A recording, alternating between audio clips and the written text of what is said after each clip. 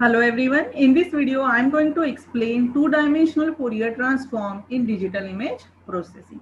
तो देखते हैं क्या है ये two-dimensional DFT. So before that, पहले देखेंगे क्या है what is transform. यानी transform है क्या और उसकी क्या जरूरत है. Why it is required.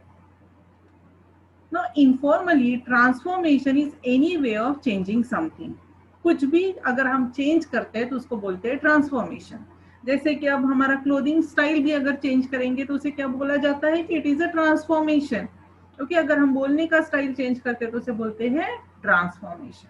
लेकिन क्या हम ओरिजिनली उसमें चेंज होते हैं? नहीं होते हैं. तो क्या है ये ट्रांसफॉर्मेशन? एक एग्जाम्पल से बताती हूँ, मैथमेटिकल एग्जाम्पल से. ये हमारे पास ग्राफ है जिसमें कि यहाँ पे इस साइड में एक्स एक्सिस है और ये वाई एक्सिस है. नाउ अगर मैं आपको बोलूं कि प्लॉट a 2,3 जैसे कि एक 2,3 यानी x इक्वल टू 2 और y इक्वल टू 3 हो जाएगा. सॉरी, x इक्वल टू 2 और y इक्वल टू 3 होगा. तो इसको अगर प्लॉट करना है बहुत ही आसान है. x यहाँ पे आप 2 लोगे, यहाँ पे 3 लोगे और यहाँ पे आप एक पॉइंट प्लॉट करोगे, पॉइंट a. बहुत ही सिंपल है. ना अगर मैं आपको बोलूं plot a equal to infinity comma infinity, अब इसमें ये हो गया है कि x इक्वल टू इन्फिनिटी और y equal to infinity. This is impossible. किसी भी नोटबुक में कहीं पे भी ये प्लॉट नहीं किया जा सकता. लेकिन क्या स्टेटमेंट गलत है मेरा कि मैं आपको ये बोल रही हूँ कि plot this a infinity comma infinity? No, because this is a mathematical equation. ये मैथमेटिकल फंक्शन है, इसको मैं आपको बोल सकती हूँ. फिर इसको कैसे प्लॉट करेंगे? तो इसको हम पहले ट्रांसफॉर्म करेंगे, उसको थोड़ा चेंज करेंगे. कैसे चेंज करेंगे? हम कोई भी एक वेरिएबल लेंगे z, इसको लिखेंगे z इक्वल टू 1/a. अब z इक्वल टू 1/a लिख दिया तो इसका मतलब अगर a इंफिनिटी है तो z हो गया हमारा 0. और अब इसको प्लॉट करना बहुत ही इजी हो गया क्योंकि यहाँ पे मैंने अभी z इक्वल टू 0 यहाँ पे प्लॉट कर दिया, x equal to 0 and y equal to 0. अब हमने क्या इसमें a का वैल्यू चेंज किया है? नहीं, a हमारा अभी भी 0 ही है. सिर्फ इसका पैटर्न चेंज किया है, फॉर्म चेंज किया, इसको ट्रांसफॉर्म किया है. तो ये क्या हो गया है? ट्रांसफॉर्मेशन. ट्रांसफॉर्मेशन में हमने कोई भी ओरिजिनल वैल्यू नहीं चेंज की है, इसको सिर्फ एक दूसरे फॉर्म में लेके गए हैं ताकि हमारे लिए मैथमेटिकल कैलकुलेशंस इजी हो जाए, प्लॉट करना इजी हो जाए. So what is transformation means? In mathematics, transformations are often used to move an object from a place where it is hard to work with. अगर कोई ऑब्जेक्ट है, एक place पे है और इसके साथ काम करना अगर आपको डिफिकल्ट हो रहा है तो आप उसको ऐसी जगह पे रख दो जहाँ पे उसके साथ काम करना आपको आसान हो जाएगा. तो ये हो गया ट्रांसफॉर्मेशन मैथमेटिकल लैंग्वेज में. For some people moving the object is equivalent to choosing a new way to view the object. आप ये भी बोल सकते हो कि आप एक ऑब्जेक्ट एक जगह से दूसरी जगह पे रख रहे हो तो सिर्फ आप एक पॉइंट ऑफ व्यू चेंज कर रहे हो, व्यू एंगल चेंज कर रहे हो. So what is transformation? अब मैथमेटिक्स में ट्रांसफॉर्मेशन कहाँ यूज करते हैं कि अगर एक पर्टिकुलर डोमेन में हमें मैथमेटिकल कैलकुलेशंस बहुत ही कॉम्प्लेक्स नजर आती है तो हम उसे एक दूसरे फॉर्म में ट्रांसफॉर्म करते हैं जहाँ पे भी मैथमेटिकल कैलकुलेशंस इजी हो जाएंगे. और फिर वहाँ सारे कैलकुलेशंस करने के बाद हमें क्या करना होता है? फिर से ओरिजिनल डोमेन में वापस लाना होता है. So this is transformation. Now what is Fourier transform then? Fourier के accordingly, Fourier transform is convert time domain signal into frequency domain signal. Fourier transform क्या करता है? अगर हमारे पास टाइम डोमेन सिग्नल है तो उसे फ्रीक्वेंसी डोमेन में कन्वर्ट करता है. फिर ये टाइम डोमेन और फ्रीक्वेंसी डोमेन सिग्नल दिखते कैसे हैं, होते कैसे और तो उसमें डिफरेंस क्या है? तो एक एग्जांपल लेते हैं. ये हमारे पास एक टाइम डोमेन सिग्नल है जिसका की फ्रीक्वेंसी है 4 हर्ट्ज. हमें पता है इसका फ्रीक्वेंसी 4 हर्ट्ज है. ये साइनोसाइडल सिग्नल है. टाइम डोमेन सिग्नल में एक्स एक्सिस पे हमेशा होगा टाइम और वाई एक्सिस पे होगा एम्पलीट्यूड और एनी मैग्नीट्यूड. अब इसको अगर हमें फ्रीक्वेंसी डोमेन में रिप्रेजेंट करना है तो एक्स एक्सिस पे हमें होगी फ्रीक्वेंसी और वाई एक्सिस पे होगा सेम एम्पलीट्यूड यानी मैग्नीट्यूड. अब इसको किस तरह से रिप्रेजेंट करेंगे? तो इसका फ्रीक्वेंसी 4 हर्ट्ज है तो उसे यहाँ पे 4 और ये एम्पलीट्यूड जहाँ तक जितना भी बड़ा है उतना एम्पलीट्यूड यहाँ पे हम लोग रिप्रेजेंट करेंगे. तो ये हो गया हमारा फ्रीक्वेंसी डोमेन सिग्नल. अब दूसरा एग्जांपल देखते हैं. यहाँ पे फ्रीक्वेंसी थोड़ी बढ़ा दी है हमने, ये हाई फ्रीक्वेंसी सिग्नल है इसका फ्रीक्वेंसी सपोज 12 हर्ट्ज है। अब इसको कैसे रिप्रेजेंट करेंगे, तो सिमिलर वे है। यहाँ पे एक्स एक्सिस पे हमारा फ्रीक्वेंसी है, तो यहाँ पे 12, यहाँ पे इसका एम्पलीट्यूड ये हो गया हमारा फ्रीक्वेंसी डोमेन। तो ये है फ्रीक्वेंसी डोमेन और ये है टाइम डोमेन सिग्नल। अब एक एग्जांपल लेते हैं कि जहाँ पे हमारे पास एक ये सिग्नल है और ये एक सिग्नल है और दोनों को हमने क्या किया है, एडिशन किया है। ऐड करने के बाद हमें एक सिग्नल मिला है which is a mixture of 4 hertz signal and 12 hertz signal and it will look something like this. कुछ इस तरह से ये दिखाया जाएगा। अब हमें पता है कि इसको अगर फ्रीक्वेंसी डोमेन में रिप्रेजेंट करना है तो हम ऐसे करेंगे, इसको अगर फ्रीक्वेंसी डोमेन में करना है ऐसे करेंगे, फिर इसको अगर फ्रीक्वेंसी डोमेन में करना है तो ऐसे करेंगे, क्योंकि हमारे पास एक हमें पता है इसमें this is addition of these two, क्योंकि हमने खुद ही ऐड किया है तो हमें पता है कि इस given what is this signal is addition of these two signal, that means it is addition of 4 hertz frequency and 12 hertz frequency. तो अगर इसको फ्रीक्वेंसी डोमेन में रिप्रेजेंट करना है तो इजी है, हम यहाँ पे 4 हर्ट्ज पे ये इंडिकेट करेंगे और 12 हर्ट्ज पे ये इंडिकेट करेंगे। तो ये हो गया हमारा फ्रीक्वेंसी डोमेन सिग्नल। ये तब इजी है जब हमें खुद पता है कि हमने ये दो फ्रीक्वेंसी ऐड की है, हमें ये मिला और इससे हमने ये ड्रॉ करना है। लेकिन अगर आपके पास कोई भी ऐसा रैंडम एक सिग्नल है जिसमें कि हमें पता ही नहीं है कितने साइनोसाइडल सिग्नल का एडिशन है और अगर उसे हमें रिप्रेजेंट करना है तो इतना आसान नहीं होगा। तो एक एग्जांपल देखते हैं और एक let me erase this.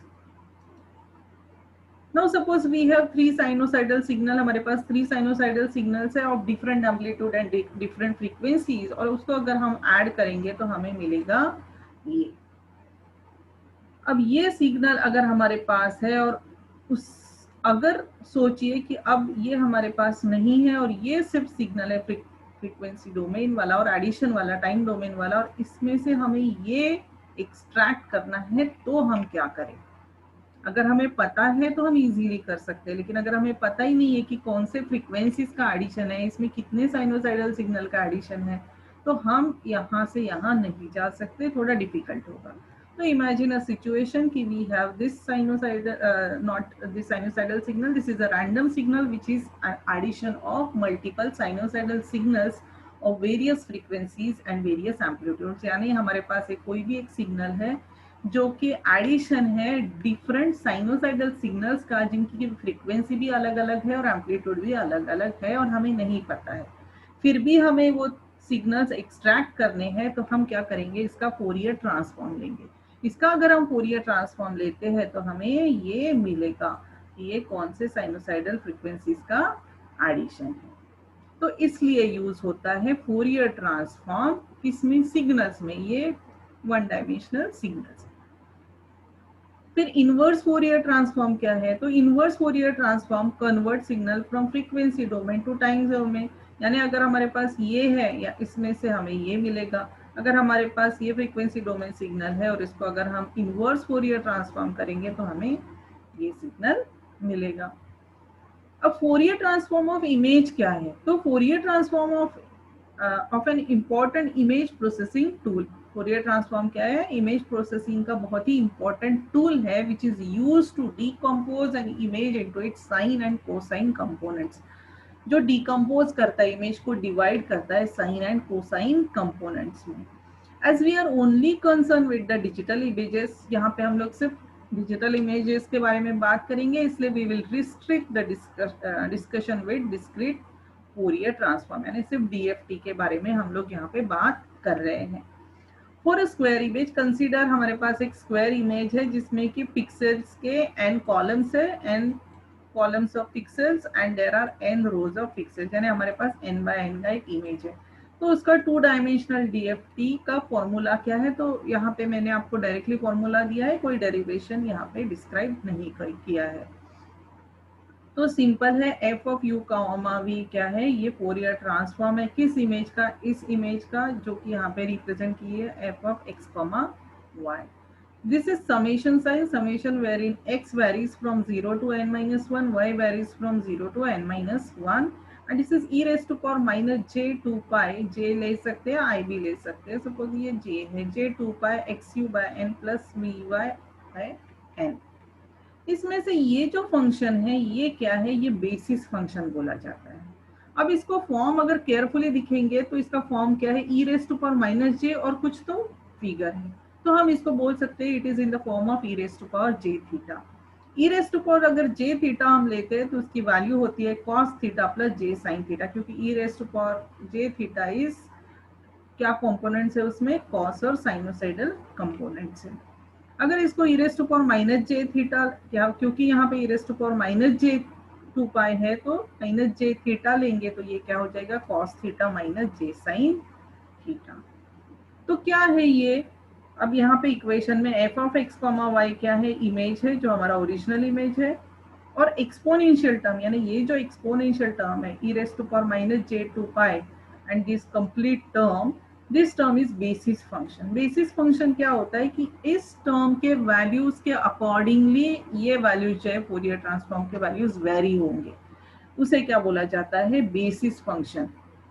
Basis function are sine and cosine waves. अब ये जो इसका बेसिस फंक्शन है फोरियर ट्रांसफॉर्म का, it consist of sine and cosine waves. क्यों, क्योंकि इसका फॉर्म ही वैसा e raise to power minus J theta है, तो e raise to power minus J theta is cos theta minus j sine theta, तो उसमें कोसाइन वेव्स है और साइन वेव्स है विद इंक्रीजिंग फ्रीक्वेंसीज। अब इनवर्स फोरियर ट्रांसफॉर्म इमेज का कैसे हो गया, अगर सिग्नल है, अगर ये सिग्नल है और उसको ऐसे कन्वर्ट करना है तो उसको बोलते हैं inverse Fourier transform of signal. फिर इमेज का इनवर्स फोरियर ट्रांसफॉर्म भी होना चाहिए, तो होता है इमेज का भी होता है, और वो कैसे देंगे उसके लिए एक फॉर्मूला है। अब हमें ये ओरिजिनल इमेज मिलेगा, इनवर्स में क्या होगा, ओरिजिनल इमेज मिलेगा f of x comma y, और यहाँ हम क्या लेंगे, फोरियर ट्रांसफॉर्म लेंगे इमेज का सॉरी फोरियर ट्रांसफॉर्म लेंगे इमेज का, और ये summation sine and then e raise to power, यहाँ पे माइनस नहीं है प्लस है, और सपोज ये i या j कुछ भी ले सकते हो, I convenient for me to use j, so I use j।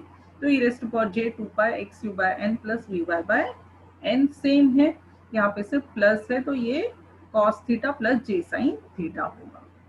तो ये फॉर्मूला है इनवर्स फोरियर ट्रांसफॉर्म कैलकुलेट करने के लिए फॉर इमेज। अब ये जो फोरियर ट्रांसफॉर्म है ये क्या इंफॉर्मेशन देता है हमें, उससे हम क्या इंफॉर्मेशन एक्सट्रैक्ट करेंगे, अगर हम इमेज का फोरियर ट्रांसफॉर्म कैलकुलेट करते हैं तो क्या मिलता है हमें, तो वो इंफॉर्मेशन मिलता है कि इमेज में, because we are calculating grey image का हम फोरियर ट्रांसफॉर्म कैलकुलेट करें, तो किसी भी इमेज में white and black and grey का जो वेरिएशन है वो किस डायरेक्शन में है, पैटर्न जो है व्हाइट एंड ग्रे का वेरिएशंस किस डायरेक्शन में। अगर ये एक इमेज ले लीजिए आप, ये एक इमेज है इमेज ए, अब यहाँ से इस डायरेक्शन में जाएंगे तो कोई वेरिएशन नहीं है, ये पूरा ब्लैक का ब्लैक है यहाँ से यहाँ तक, यहाँ से यहाँ जाएंगे ये पूरा व्हाइट है, फिर यहाँ से यहाँ जाएंगे पूरा ग्रे है, कोई वेरिएशन नहीं, जीरो वेरिएशन इस डायरेक्शन में। अगर उसी जगह अगर हम हॉरिजॉन्टली जाते हैं तो there are many variations in black, यहाँ पे व्हाइट था फिर ग्रे हुआ फिर ब्लैक हुआ फिर ग्रे हुआ फिर व्हाइट हुआ, तो वेरिएशंस इस डायरेक्शन में है। तो इसमें अगर हम फोरियर ट्रांसफॉर्म लेंगे तो हमें इस तरह से ये हॉरिजॉन्टल डायरेक्शन में मिलेगा। सिमिलरली आप देख सकते हो कि इस इमेज में वेरिएशंस कौन से डायरेक्शन में ज्यादा है, व्हाइट एंड ब्लैक के वेरिएशंस इस डायरेक्शन में ज्यादा है, तो हमें फोरियर ट्रांसफॉर्म कैसे मिलेगा, ऐसे मिलेगा। अब ये इसमें क्या है, इसमें दोनों डायरेक्शन में वेरिएशन है, आप ऐसे भी जाओ तो भी वेरिएशन दिख रहे हैं, कहीं ब्लैक है कहीं व्हाइट है, और ये ऐसे जाओ तो भी आपको वेरिएशंस मिलेंगे, इसलिए इसका फोरियर ट्रांसफॉर्म कैसे होगा, ऐसे भी होगा और ऐसे भी होगा। दूसरा एग्जांपल लेते हैं, आप देखिए फिर से यहाँ पे वेरिएशंस इस डायरेक्शन में ज्यादा है, तो आपका फोरियर ट्रांसफॉर्म कैसे होगा, ऐसे होगा, ऐसे दिखेगा। अब ये क्या है, स्क्रिप्ट है, ये एक इमेज है जिसमें कि कुछ लिखा हुआ है स्क्रिप्ट का, और इसका अगर ये हम फोरियर ट्रांसफॉर्म लेंगे, हमें पता है कि वेरिएशन किस डायरेक्शन में, इस डायरेक्शन में, क्योंकि यहाँ पे व्हाइट है फिर यहाँ पे लिखा हुआ ब्लैक है फिर व्हाइट है फिर लिखा हुआ है फिर व्हाइट है, तो इसलिए इसका फोरियर ट्रांसफॉर्म इस तरह से वर्टिकल मिलेगा। इस डायरेक्शन में जाओगे तो वेरिएशन नहीं है, क्योंकि ये तो ब्लैक मिलेगा या तो व्हाइट मिलेगा। अगर आप ये इमेज रोटेट करते हो तो आपका फोरियर ट्रांसफॉर्म भी रोटेट होता है, and this is a very important property of Fourier transform, बहुत जगह फ्रीक्वेंसी एनालिसिस में ये यूज होता है कि if you rotate the image it's Fourier transform will also rotate, क्योंकि आपका पैटर्न भी चेंज हुआ है ना, variations of white and black भी चेंज हुए हैं, तो इसलिए फोरियर ट्रांसफॉर्म भी आपका रोटेट हुआ है। अब देखते हैं कैसे सॉल्व करना। एक सिंपल प्रॉब्लम लेते हैं कि हमारे पास एक 4x4 का इमेज है जिसमें कि 4 कॉलम्स है पिक्सल के और 4 रोज है। It is denoted by f of x, y। एक ग्रे स्केल इमेज और इसका फोरियर ट्रांसफॉर्म हमें कैलकुलेट करना है। सिंपल है, उसके लिए फॉर्मूला है f of uv क्या है, ये है हमारा फोरियर ट्रांसफॉर्म। यहाँ पे f हम कैपिटल यूज करते हैं फोरियर ट्रांसफॉर्म में लिए, और इमेज में हम हमेशा इसको स्मॉल में यूज करते हैं। अब इसका फॉर्मूला क्या है, कर्नेल, ये मल्टीप्लीकेशन साइन है, into f of x, y, f of x, y यानी यहाँ पे आपको इमेज लिखना है, इनटू यहाँ पे क्या है, ट्रांसपोज है कर्नेल। तो ये कर्नेल क्या है, तो कर्नेल का ये वैल्यू है डीएफटी बेसिस फंक्शन है। कर्नेल क्या है, डीएफटी बेसिस फंक्शन है। For n is equal to 4 it is given by, अगर n 4/4 है यानी इमेज का साइज 4/4 है तो उसका कर्नेल कैसे होगा ये, और ये फिक्स है, ये जो वैल्यूज है इसकी ये चेंज नहीं होने वाला है। For n is equal to 4 it is same. Okay, इसको कैसे सॉल्व करेंगे, फिर से हमने ये फॉर्मूला लिया है, कर्नेल लेना है इनटू इमेज लेना है और यहाँ पे ट्रांसपोज लेना है, क्योंकि वो क्या है, मैट्रिक्स है। कर्नेल क्या है, ये मैट्रिक्स है। तो हम क्या लेंगे, यहाँ पे हमने ये कर्नेल ले लिया, यहाँ पे लिखा है f of u, v, फिर यहाँ पे हमने ये इमेज ले लिया जो हमारा f of x, y, और यहाँ पे ट्रांसपोज लिया। अब यहाँ पे ट्रांसपोज लेते तो भी सेम ही रहेगा, क्योंकि इसके रोज और कॉलम्स सेम है, इसलिए कुछ डिफरेंस नहीं आएगा। तो इसका ट्रांसपोज और कर्नेल सेम है, तो you will get same matrix here. अब ये सॉल्व करने के लिए आपको मैट्रिक्स मल्टीप्लिकेशन आना बहुत जरूरी है और इसको आपको बहुत केयरफुली सॉल्व करना है, अदरवाइज आपके आंसर्स रॉन्ग हो जाएंगे। तो सबसे पहले जब आप ये दो मैट्रिक्स मल्टीप्लाई करेंगे तो आपको ये वैल्यूज मिलेगी, फिर इसके सॉल्यूशन को आपको इसके साथ मल्टीप्लाई करना है, इसके साथ मल्टीप्लाई करना है। अगर आप ये मल्टीप्लाई करोगे तो आपको मिलेगा ये, और ये है आपका discrete Fourier transform of original image this 1/1, जिसमें कि 1 1 1 1 है, कोई वेरिएशन नहीं है इसमें किसी भी डायरेक्शन में, इसलिए आपको एक सेंटर में सिर्फ एक व्हाइट डॉट मिलेगा। अब f of x, y हमारा ये था, ये हमारा इमेज था। जब हमने इसका 2 dimensional discrete Fourier transform calculate किया तो हमें इस टाइप की एक इमेज मिली। अब ये इमेज है, तो इमेज किस फॉर्म में है आपको पता है, इमेज में 0 इंडिकेट्स, अगर ग्रेस्केल 0 इंडिकेट्स कंप्लीट ब्लैक, और यहाँ पे एक 16 वैल्यू है, यानी यहाँ पे एक व्हाइट डॉट मिलेगा आपको लेफ्ट टॉप कॉर्नर में, और पूरे का पूरा इमेज क्या है, ब्लैक है। ये है original Fourier transform of image. फिर इसको हम एक शिफ्ट ऑपरेशन यूज करते हैं, F50 शिफ्ट इसको बोलते हैं। अगर F50 शिफ्ट फंक्शन यूज करते हैं तो ये जो व्हाइट कॉर्नर में है तो ये क्या हो जाएगा, यहाँ पे सेंटर में आ जाएगा इस तरह से। तो आपको मिलेगा यहाँ पे व्हाइट सेंटर में पिक्सल, और सारा का सारा इमेज क्या रहेगा आपका, यहाँ पे पूरा ब्लैक होगा। अब ये व्हाइट यहाँ पे क्या इंडिकेट करता है, कोई वेरिएशन नहीं, ऑल पिक्सेल्स आर सिमिलर, कहीं भी किसी भी डायरेक्शन में व्हाइट एंड ब्लैक का वेरिएशंस नहीं है, इसलिए ये सेंटर में आपको सिर्फ एक व्हाइट डॉट मिलेगा अगर आप इसका फोरियर ट्रांसफॉर्म लेते हो। So this is the meaning and this is how we calculate the simplest example of Fourier transform. आगे जाके हम थोड़े कॉम्प्लेक्स प्रॉब्लम्स सॉल्व करेंगे। So I hope you understood what is Fourier transform, why is it used, and how to calculate. Thank you very much. Thanks for watching.